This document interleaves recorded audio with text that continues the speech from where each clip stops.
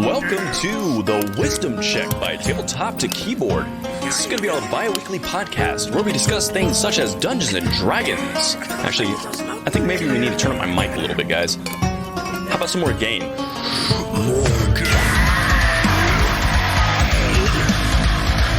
is the Wisdom Check! This is the intro to end all intros. Talk about Dungeons, Dragons, and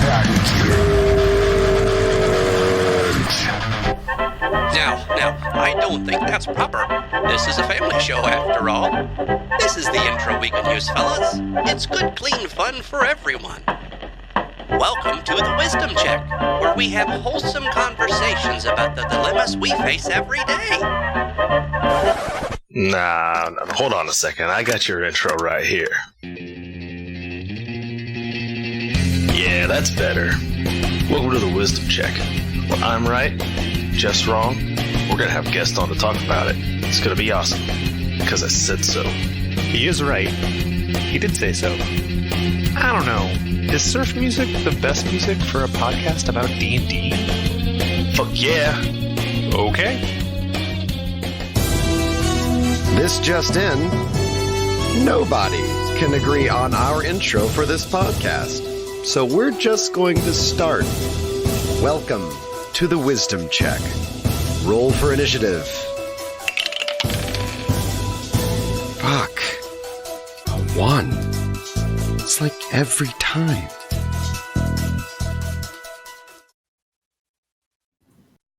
Yo!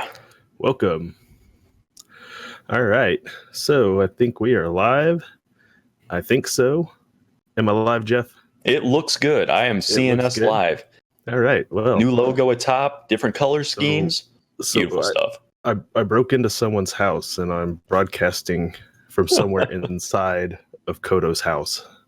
He's actually right over there. You can't see him. But welcome to the Wisdom Check, everyone. I'm Dustin. With me here is Jeff.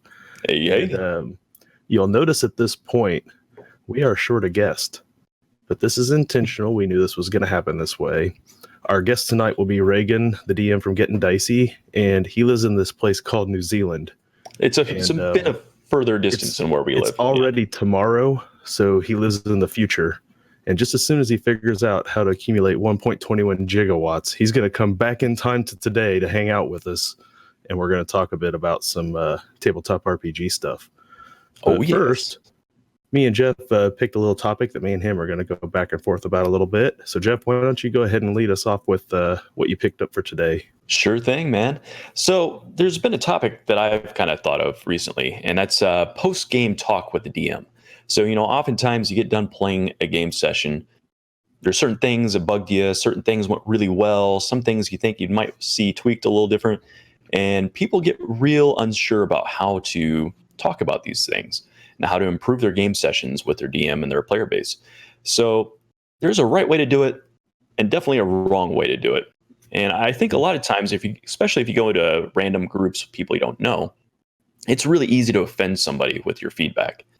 So I'd like to talk about how to do constructive criticisms and give constructive feedback both ways, and how to take that kind of criticism as a DM. Man, how to take criticism. That's like a whole, we need a whole series of wisdom checks for that one. Oh, yeah. I think if you want to start with it on the player end, we can go ahead and start there. I think that if you, as a player, I think first you always have to make sure you're coming kind of from a point of gratitude that you have a DM at all. Yeah. So many people struggle to find a game to play in, let alone a good one. So depending on how long you've been with your DM or if it's someone brand new, I just think that if you go to approach them about something in game, what you're basically doing is, like, we kind of talk about it a bit in a lot of other ways, like people that are enjoying things you don't hear from. Yeah, it's always the definitely. People that are for some reason have some issue, right? Like, so you already, the moment you approach them about anything, you're already come from this point of like, I'm clearly not fully satisfied with the way things are. Like, it doesn't have to be like a deal breaker, but you're already coming kind of from that point of view. So I think you just have to be, you don't want to come off too negative. So I think you just have to be very, like you said, constructive is a good word, but at the same time, I think you also have to come off as at least very grateful that you're even in the game and getting an opportunity to try to have fun, no matter how well it's going for you. Absolutely. And that's something I think is important. If you decide to sit down at a table as a player, make sure you're there to actually participate. Nothing's worse than a player that's totally checked out, not paying attention, not giving the game 2 cents. If you're going to do that, just don't play the game at all. But if you're in the game, like he said, make sure you're being gracious that you have a DM in the first place. Now, if you're in a situation where you have lots of DMs to choose from, there may be things you prefer about one DM style versus another. And it's okay to kind of, give a little nudge one way or the other, saying, like, hey, I like this thing that this other guy does a little bit. Is this something that could be added into the game?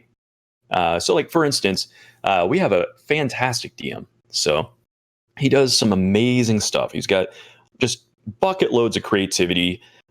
He's got awesome voices. He goes the extra mile with art, tons of interesting maps. Everything's unique. Everything's very cool. But one criticism we had recently was that we just didn't have enough time as players to kind of interact with each other. And so that was something we requested. And it's part of why I brought the topic up, because, when you're going to a DM, sometimes it can feel like you're dictating their game to them a little bit. Or in this case, saying, hey, can we have some more of the spotlight? I guess in a roundabout way of saying it. And luckily, our DM is very gracious, and he was very open to the idea of giving us a little bit of time to kind of get situated. And I think some of that came down to the fact that we approached him in a way that wasn't threatening, right? Well, for one, we're all friends. We know each other. We've interacted all the time. We run a show together and that kind of stuff. So we have that kind of advantage to us that maybe some other groups don't have. But it also goes the extra mile just to state the things that are obvious to you as a player, that things you're enjoying. Really go through the list. Think about the things that are specifically very good about what's going down. And maybe say a few of those, say your criticism, and then say a few more of those positive things. Sandwich it in there. I think that really tends to help make somebody more likely to take your feedback as intended, as opposed to getting defensive about it. Yeah, sure. And I think that with as a player, I think sometimes if you haven't ran a game in a while, you forget just how much there is going through a DM's head. So they're sometimes very lost in their own head between all the NPCs they're running, all the plot lines they may have that they're weaving together. There's a lot going on there. And if you're doing it on a technical platform like on Roll20, there's maybe even more going on sometimes. So when you're trying to keep all that straight, it's very easy as a player to forget what all they're juggling. Oh yeah. So I think it's just like I said, it's always, I think, important just to come in from that standpoint of, look, I know I'm a player and I don't see everything that you have going on or where this is all going. But right now I feel lost, or I don't feel like I'm connecting with this, or is it my character? Is it, the story? Like, it could be a lot of different things that are causing your sense of not getting full enjoyment, I guess, out of the game. So, when you approach your DM, like, I think you just have to come at it from that standpoint, and, knowing your DM goes a long way. I have new players at a table because I'm running a game on Sundays, which I just ran yesterday. And it's going really well. Feedback's been great so far. I haven't asked for any official feedback. I just kind of, as I've grown as a DM, I've learned to read the table. So I don't need as much feedback. I can tell if they're having a good time or not. So I haven't needed it, but it reminds me when I'm dealing with new people I don't know, like, I'm not sure what they will or won't enjoy versus when I'm running game for you guys. I know kind of what you guys will or won't want to do, and I have no idea with them. So far, none of them have approached me with any issues, but I also really haven't given them a lot of opportunity yet either. So that's something I do plan to do in the near future. Yeah. And that's the other thing. As a DM, you got to make sure that you're approachable. Right. If you present yourself as sensitive to feedback or my way or the highway kind of attitude or something like that, players are going to be afraid to come to you with issues, and that doesn't serve anybody. So right. You want the group to be having fun. You're part of that group as a player or as a DM. And, if you can do something and make the table better, you should. And that includes giving that feedback. I'm kind of curious about, in your case with these new players, have you thought about doing like a feedback form, like maybe after game, sit down and be like, hey, let's do a little breakdown of how the game went, how's stuff going, like a check-in every so often. When I started DMing, I don't know, a long time ago, like when I was running my Gutan game, which was our first 3.5 game that we played in, Sure was. Yeah. with you guys. That was a long time ago. I remember like there were points where online, I send you guys a questionnaire like, are you following these plot lines? Do you remember like this stuff going on? And over time, like I said, with you guys, because we've been a kind of a consistent group, I haven't had to do that as much. With these guys, I've considered it with my new players. Like I said, the last 2 game sessions prior to yesterday, they actually added a new player each game, and I didn't know about it till I got there. So some of them have only played 1 or 2 games. So I kind of feel like I'm going to extend it out another game or 2 before I ask, just so those people have a couple more games under their belt with me before I ask them for opinions. So I think it'll happen. And so far, like a couple of the newer guys came up and told me that they're having a lot of fun. So they've done it on their own. So I think so far it's going really well. Yeah, I kind of wonder if maybe players. I'm gaining. So well, that's a plus. All right. So it's definitely a plus. I kind of wonder if putting the ideas of feedback out there initially though may help those new players. And in particular, just saying like, hey, how are you feeling about the system? What are some things that are hanging you up? Just kind of opening those topics up a little bit to allow you to kind of help them in the process and make them feel like, hey, there's a path to being better at this. Yeah, I mean, it very well could. It's just interesting that we're talking about this, worried about the new player, because that new player, he was all pro last night. Like for a guy that's never picked up a D&D book his whole life. Like he was the only one who remembered what the objective was. He was the only one who completed the objective.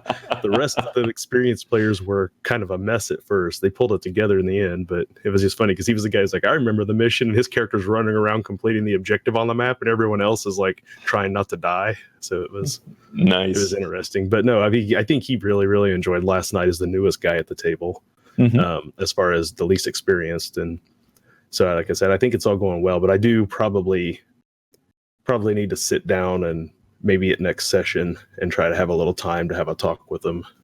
Oh, absolutely. Maybe 2 sessions down the road. So, yeah, I think there's a strength in getting that stuff knocked out early because, your trajectory of your game can really change, if you do things at the start. Whereas if you let them kind of linger for a long time, they become kind of ingrained in that particular game. And, there's a lot of things that could be different, like, do you want more role-playing time? Do you want more or less lethal combats? Do you want more emphasis on certain pillars of the game, more exploration, more intrigue? And it doesn't mean you necessarily have to react to all this feedback either as a DM. Sure. But being aware of it and having players that feel open to discuss it, I think, makes your game overall work better. At least a little bit of what's going on. And in a lot of times, if they're giving you feedback about pacing or like maybe the players feel lost in like what to do next, like you may feel like you've put out tons of plot hooks and you're just waiting for the players to pick one. It's very possible. Yeah, so sometimes players will be like, I don't know what to do. Other times, it maybe you've thrown out so many plot hooks, they're like, I don't know what to do. There's too many options. And so getting that feedback both ways, it helps you kind of script it out a little bit better. Lights going out on you there. It's fun. It was funny. Yeah, it kind of blinked out for a second. It's going to be that kind of night. So I hadn't touched the monitor. I hadn't touched the monitor keyboard enough times, so it went to sleep on me for a second, but we're back. So to our audience out there, have you had any experience kind of interacting with your DM, or as a DM, have you gone out of your way to seek feedback and react to your players after game? If so, go ahead and put some information down there. It looks like Two Socks had a comment. Is ringing in here. So yeah, it looks like. Yeah, I'll go ahead and read it here. So 4 sessions into my very first time DMing, I sent out a survey feedback form. Found out they didn't like RP and wanted to focus on encounters and traps. Was very helpful data to have. Wow. See, that's really interesting. That's obviously, for us, we really get into the role play, so you probably wouldn't get that same sort of feedback from us. But that's the thing. If you're playing with different people may not be quick to make it apparent, You know, even if you're good at reading the table, you may be missing cues out there like this, you know, like wanting traps and like traps specifically. That's like, there's no real easy way to pick that one up out of facial expressions, you know? Yeah. I think what you get from those people in those kind of situations is that they're sitting there with their character that they built to do something, and they haven't had an opportunity to do the thing their character is built to do. And so I think they feel like they're just sitting there waiting. So you're probably not going to necessarily get cues other than maybe boredom. You know, it's really hard to sometimes judge boredom with modern players because everybody's so on their phones all the time anyway. So like you really like this idea that they're going to be like engrossed in what's going on, but sometimes you're in combat and it's not their turn. They're like on their phone.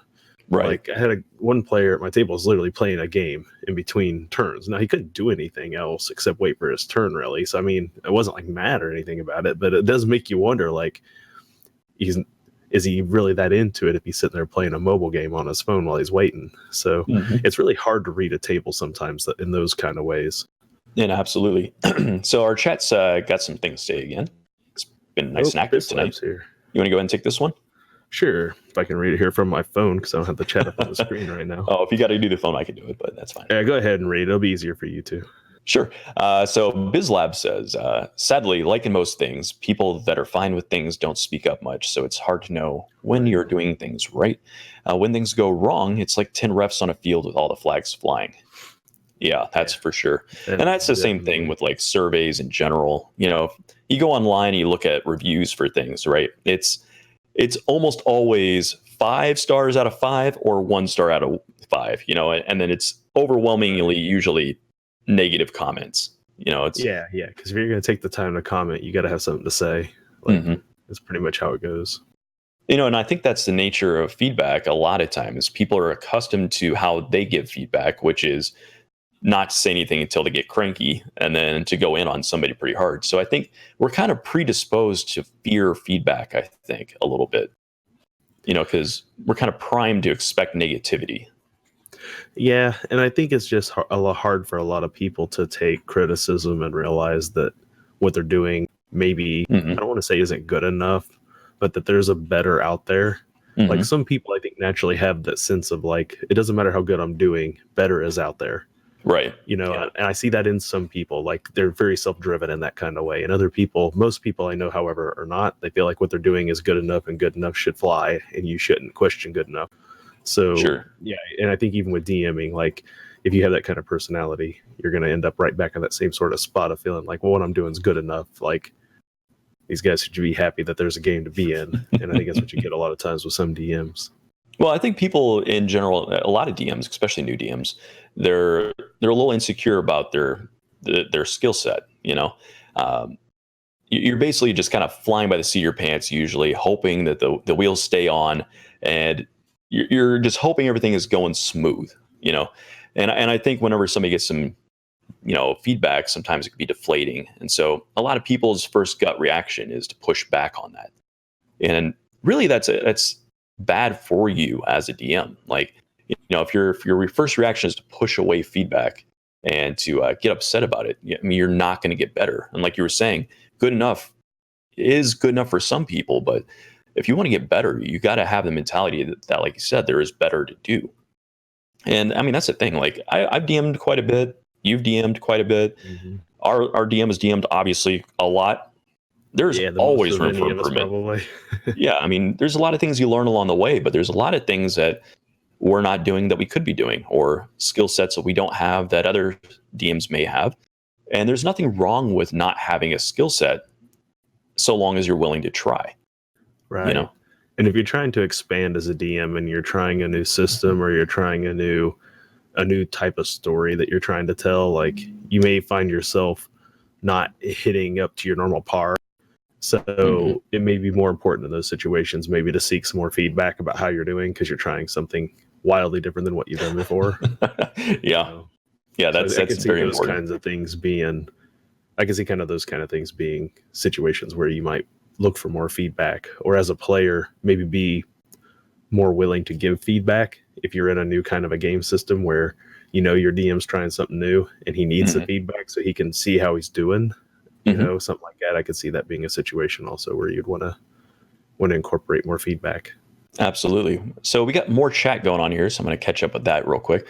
So BizLab followed up on his first one, saying usually he likes to send. I'm assuming it's a he. If I'm wrong on that, let me know. Usually, I like to find out ahead of time what people are looking for in a game by discussing themes, tones, settings, etc. I like to get one thing out of each player that they want to see in the game. Yeah, I think that's a good approach. You know, to just give at least a nod to what the other players are hoping to get out of a game session, even if you don't make the entirety of your game focused on that. Right. You know, and Two Socks brings up a game zero session, which interestingly enough, I really think Everstorm was the first time we ran an actual game zero. Like, it was the most formal. It was definitely the most formal, and we did 2 game zeros. Half of the party was one game zero, and then the other half was the other game zero. And so it was really kind of, in a way, it was good because it really let like my character and Clint over there, his character, write and like got to know each other like right off the bat. But I didn't really know your character and Tim's character Fulcrum at all. So I feel like that game zero kind of helped set that stage for like, as we went through those first couple story missions, because we were so on the move, it kept us from knowing each other. Like maybe we should have done a combined game zero instead of just the 2 separate ones maybe. But just looking back in hindsight, like maybe some of those divisions of us not really feeling each other out as well at the beginning maybe has a little to do with some of that. I think it had to do with game 1 was kind of that, but we didn't pursue it that way as players. Right. I think we went like, okay, where's the plot? And then we just jumped, as opposed to taking our time a little bit and kind of integrating the group. Right. Yeah. So like Crazy Ike was saying, you know, our DM puts out feelers for a month or so about the setting before they launch a game. And yeah, that's super helpful. I mean, it gives us an idea of kind of like where he's coming from as a DM. Gives him a chance to make tweaks to it. You know, so if like we hear something, we're like, nope, definitely not doing that. You know, he can make adjustments. And I think it's pretty important. So what else do we got here? I was just notified by Reagan that he is primed and ready in the DeLorean, and that lightning is striking the clock tower, and he is ready to port his way in. So we are going to probably have to take just a real quick second to give Clint here a chance to get Reagan patched in. So thanks again, Jeff, for bringing up this important topic. I do believe we have somewhat covered it adequately. Yeah. So out there, just, you know, be ready to always give your DM some good constructive feedback. And if you are running a game, always be ready to listen to your players and figure out what you can do to make the game even better.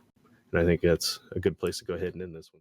And just like that, we get prepped up for the next episode. So if you want to see our guest talking about a very interesting topic for us, and that is vids, streams, and podcasts, which format is best for tabletop role-playing games. If you're interested in making content, this is your episode. You can figure out what sorts of things seem to be working for us and other content creators, and you can find out what's not working and maybe put in your own feedback in the comments. Now, if that's not your jam, there's going to be some other topics discussed in that talk as well, as there always is, because we cannot stay on topic. But please stick around, check it out. And if you enjoyed this, you want some more tips and feedback, leave a like, subscribe for more, and give us some feedback about other topics you may want to hear about. Till then, stay frosty.